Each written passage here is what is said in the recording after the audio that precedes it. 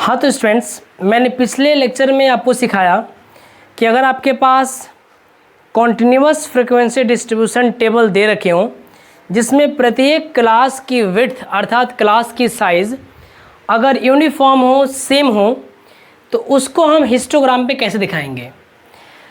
अब हम सीखने वाले हैं कि अगर अपने पास कॉन्टिन्यूअस फ्रीक्वेंसी डिस्ट्रीब्यूशन टेबल ही हो लेकिन क्लास की विड्थ सेम ना हो तो हम इसको कैसे हिस्टोग्राम पे करेंगे रिप्रेजेंट। बिकॉज अगर आप हिस्टोग्राम पे डेटा को रिप्रेजेंट करना सीख लिए तो लाइन ग्राफ बिल्कुल ही इजी है, क्योंकि वो इसी के कॉन्सेप्ट पे काम करती है। तो मेरे प्यारे बच्चों, मैं यहाँ से बातें कर रहा हूँ इस क्वेश्चन की जो मैंने आपके लिए ले रखा है ताकि आपका कॉन्सेप्ट बिल्कुल अच्छे से क्लियर हो जाए। दे रखा है represent the following data bye means of histogram. अगर आप इस टेबल के क्लास इंटरवल को देख पा रहे हो जी, देखो यहाँ से 10 to 15 5 गैपिंग है, यहाँ पर भी गैपिंग 5 का है, यहाँ पर भी गैपिंग 5 का है, 25 से 30 भी गैपिंग 5 का है। लेकिन यहाँ देखो, यहाँ पे अगर देख पा रहे हो तो यहाँ पे गैपिंग कितने का है जी, 10 का है। यहाँ पे गैपिंग 10 का है। और अगर बातें कर पाओ, है ना, अगर आप बातें कर पाओ मेरे प्यारे बच्चों, तो यहाँ पे गैपिंग 20 का है जी, और यहाँ पे गैपिंग कितने का है, 20 का है। और इन सब में गैपिंग 5-5 का है। अच्छा ये बताओ, इन सारे क्लास की विड्थ सेम है क्या? सेम नहीं है। तो अगर इन सारे क्लास की विड्थ सेम ना हो तो इस कंडीशन में हम क्या करते हैं, इस कंडीशन में हम फिर से इस टेबल को ड्रॉ करेंगे और वहाँ निकालेंगे adjusted frequency for each class, है ना। तो मैं ड्रॉ करता हूँ इस टेबल को, है ना, देखो ध्यान से, मैं ड्रॉ करता हूँ इस टेबल को मेरे प्यारे बच्चों, और मैं यहाँ लिखता हूँ ये क्या है, ये अपना क्लास इंटरवल है, ये वाली फ्रीक्वेंसी है, और ये वाली होगी adjusted frequency for each class, है ना। मैं यहाँ लिख लेता हूँ, इसको मैं सिंपल से लिखता हूँ क्लास, है ना, इसको मैं सिंपल से लिखता हूँ क्लास, इसको लिख लेता हूँ जी फ्रीक्वेंसी, और इसको लिख लेता हूँ एडजस्टेड फ्रीक्वेंसी, है ना, एडजस्टेड फ्रीक्वेंसी। अच्छा क्या होता है ये फार्मूला एडजस्टेड फ्रीक्वेंसी का? देखो जी बड़ा ही आसान है। एडजस्टेड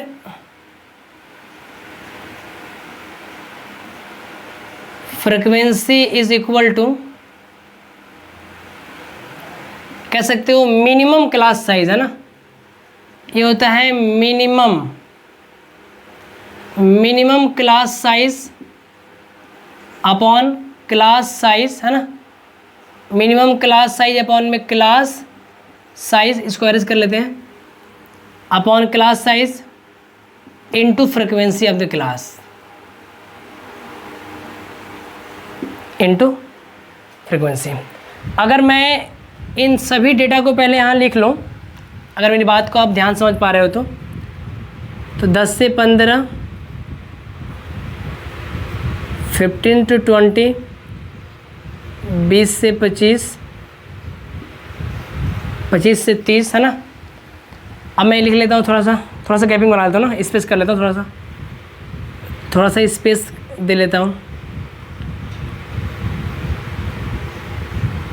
ये हो गया 25 से 30, ये हो गया 30 to 40, और यहाँ हो गया जी 40 to 60, और ये हो गया 60 to 80। तो ये हो गया अपना पूरा क्लास इंटरवल। देखो जी, इस क्लास की फ्रीक्वेंसी दे रखी 7, 9, 8, 5, 12 और 8। देखो जी, अगर मैं इस वाले क्लास का निकालना चाहूँगा एडजस्टेड फ्रीक्वेंसी, तो सबसे पहले हम चूज करेंगे कि minimum class size, minimum frequency क्या है, ये हम देखेंगे, है ना। मिनिमम हम क्लास साइज देखेंगे जी, चलो देखते हैं। तो मिनिमम क्लास साइज देखने की बातें अगर हम करें तो ये बताओ,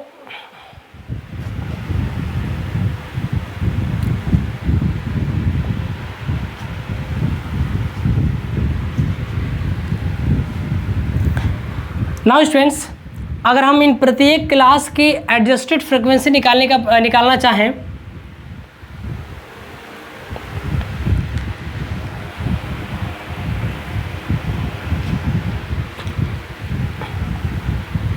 नाउ स्टूडेंट्स, अगर हम इस प्रत्येक क्लास का एडजस्टेड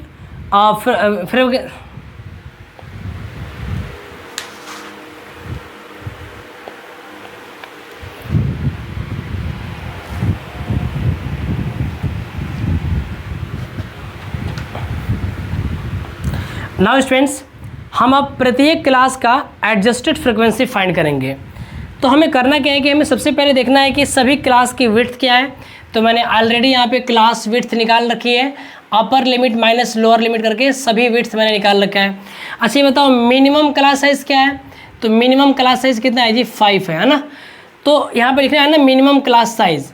तो अगर मुझे इसका निकालना होगा एडजस्टेड फ्रिक्वेंसी, तो मैं यहाँ लिखूँगा मिनिमम क्लास साइज़ 5 है अपॉन इस क्लास की क्लास साइज़ कितनी है। तो बोलोगे सर इसकी क्लास भी, इसकी साइज़ भी 5 ही है। देखो मिनिमम क्लास साइज अपॉन में क्लास साइज इनटू इसकी फ्रिक्वेंसी, इसकी तो क्या है जी? ये 7।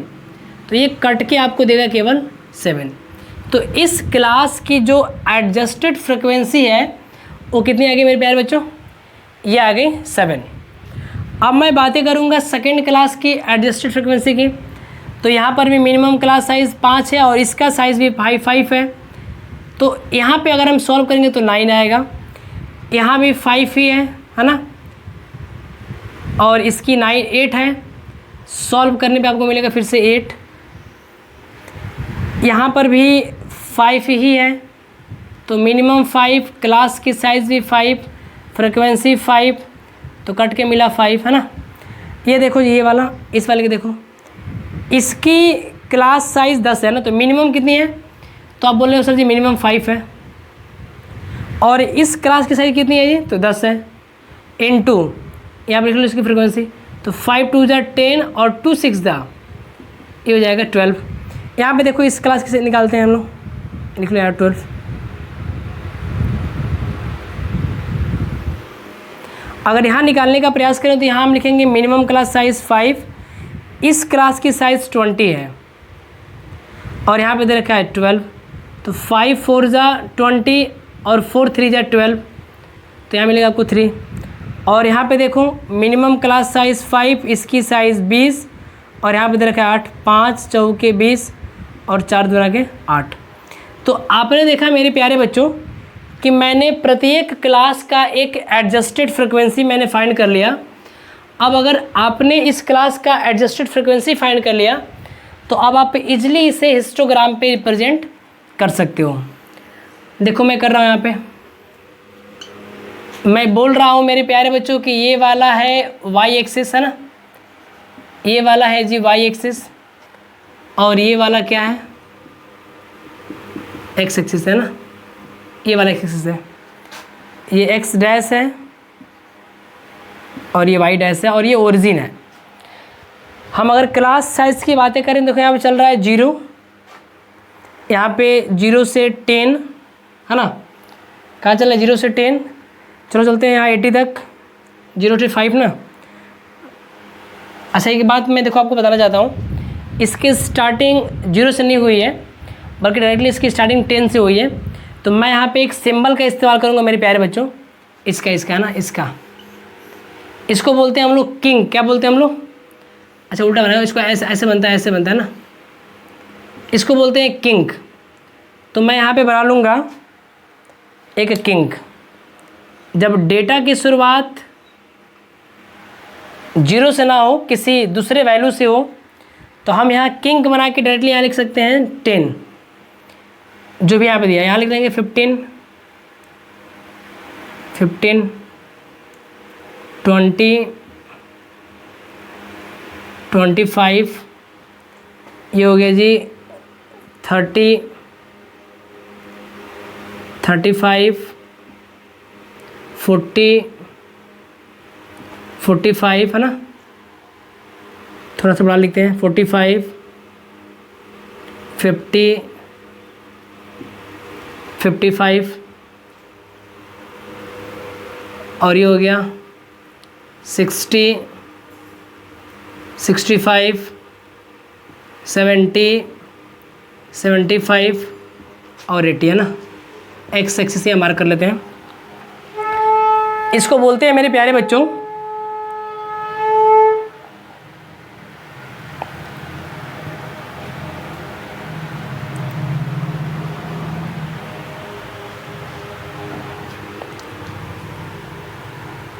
तो एक्स एक्सिस मार्क कर लेते हैं। तो स्टूडेंट्स मैंने बताया कि इसको बोलते हैं हम लोग किंक, है ना। चलो इसका नाम लिख देता हूँ। इसको बोलते हैं हम लोग KINK, किंक बोलते हैं। अब करते हैं हम इस डेटा का रिप्रेजेंटेशन। 0 to 15 कितना है? 7 है। देखो यहाँ पे पहले लिख लेते हैं, ये वाली बातें लिख लेते हैं, है ना। कहाँ तक है ये? 12 तक है। गैपिंग ले लेते हैं 2 का, 2, 4, 6, 8, 10, 12 और ये हो गया 14, है ना। देखो 10 से 15 तक 7 है जी, तो 6 और ये ऊपर हो गया 7, है ना। तो ये हो गया 10 से 15, ये हो गया 10 और ये हो गया 15। अब 15 से 20 तक क्या है बताओ? 15 से 20 तक क्या है जी? तो 15 से 29 है। तो 15 से 29 अगर है तो हम कह सकते हैं क्या यहाँ पे, है ना, कह सकते हैं ना। तो ये हो गया 9। अब अगर मैं बातें करूँ नेक्स्ट 9, 20 से 25 कितने हैं? तो 8 है। तो 8 तो यहीं पे था, पहले वाला था, पहले 7 था, थोड़ा 8 ऊपर चला जाएगा ऐसे। 25 से 30 क्या है जी? तो ये 5 हो गया, तो 5 मतलब इतना। 30 से 35 क्या हो गया? 30 से 40 कितना हो गया? 12 हो गया। तो 30 से 40 12 मतलब यहाँ पे, है ना। अगर हम यहाँ तक चले आए है ना, तो मैं बातें कर रहा था 30 से 40 12 है। तो 30 से 40 12 है, ये हो गया। और 40 से 60 भी 12 है, तो 40 से 60 भी कितना है? 12 है। और अगर मैं बातें करूँ 60 to 80 कितने है? 8 है जी। तो 60 से 80 तक 8 है, मतलब इतना तक, है ना, यहाँ तक, यहाँ तक। मैं बातें करूँ यहाँ पे मेरे प्यारे बच्चों, तो ये हो गया 8। ये कितना हो गया जी? ये वाला हो गया 8। तो अब मैं बोलूँ यहाँ से कि ये हो गया अपना क्या? हिस्टोग्राम उस ग्रुप फ्रीक्वेंसी डिस्ट्रीब्यूशन टेबल का जिसकी क्लास विड्थ यूनिफॉर्म नहीं थी।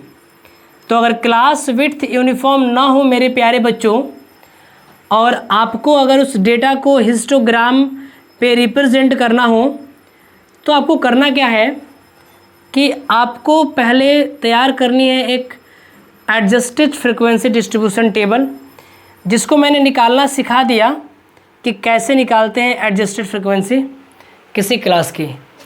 और उसको करने के बाद आप डेटा को ऐसे कर दोगे रिप्रेजेंट।